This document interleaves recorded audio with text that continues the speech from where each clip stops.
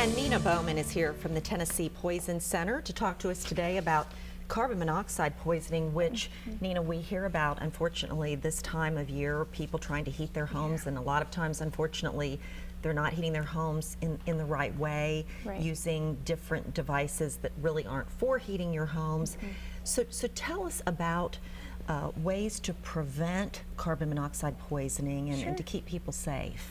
Sure. So a really easy way to prevent carbon monoxide poisoning is to make sure you have, first of all, a detector in your home. And you can really easily buy a battery-operated detector that will work very well to keep your family safe. That's the most important thing to do first. After that, we like to recommend that you don't use things that cause carbon monoxide to be produced in your home.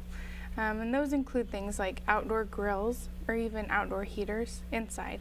Inside. And some people, sometimes they'll use their stoves, their ranges to heat up the house.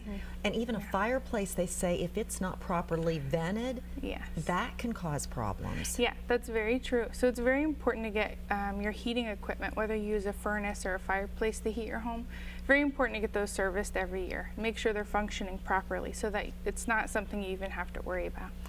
With carbon monoxide, let's just start with a kind of a beginner education about what it is and why it's so dangerous for us to inhale that.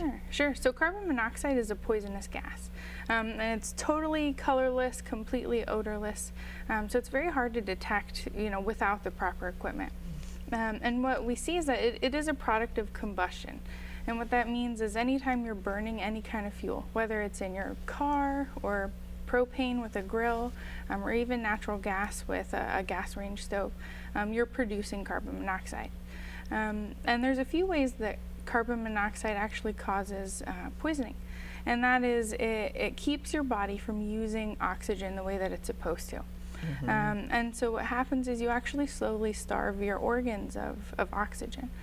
So even though you're breathing in air, even though you're still breathing the way you normally do, functions in your body don't allow the oxygen to be delivered appropriately. And then also down the line, it gets into your cells, all the cells in your body, and it keeps your cells from producing energy like they're supposed to. So in the future, you can have delayed symptoms like confusion, memory loss, things like that. That can be really serious. It can build up rather quickly. As actually, I had this strange experience. This is so ironic. Before I came to the station to do this interview, our detector went off, our security system, the alarm went off, and we got a call that the carbon monoxide levels are too high in your home. Fire department came, and I had started my car just briefly in the garage and then put the door up, left, and several hours later this happened, which surprised me. I didn't think something would stay in the environment that long. How does that happen? Yeah, so if, the main problem with carbon monoxide is that if you don't have adequate ventilation, it's going to stay in the area. And so a lot of times it'll intermingle with the air and you won't know it's there. So without fresh air, without opening doors, without ventilating, it can stay in the area. Really scary. Yeah, and we even have like a walkway area between the garage and the house, so I'm totally floored by this. But anyway, it's just strange. So what would some of the symptoms be if you have inhaled too much carbon monoxide? So at first they seem kind of flu-like. So you can have a headache, be kind of dizzy, fatigued, and sleepy. But then they can start progressing to like nausea, vomiting. In more serious cases, people lose consciousness and pass out. And because your body's starving for oxygen, you actually can have seizures and even death. Wow. So the immediate treatment, obviously, is to get fresh air if someone's still conscious. If they're not conscious, though, they're in big trouble. Yeah, big trouble. So you talked about having the detector in the home, and those are readily available. What, Lowe's, Home Depot, any of those kind of probably hardware stores? They even make some that are a combo with smoke detectors now. So. Okay. All right. What other prevention tips? Anything else that we haven't discussed yet? Sure. I would say, most commonly we see people starting their cars in their attached garages. Don't do what I just did. That happens. So we recommend, pull your car out on the side of the road if that's something you're going to do. We'd still recommend against doing that. But otherwise, don't use outdoor heaters inside. Make sure all of your heating equipment works appropriately before it's time to use it. Things like that can really keep your family safe. All right, we've covered some good information here. Now, where can people go to learn more Sure. about this? Sure. The CDC is a great website. They have a whole lot of information that is really user-friendly, and I think it's a great resource. So, Okay, what is that then? cdc.gov/co, cdc.gov/co on your screen right now. That's the great site to go to.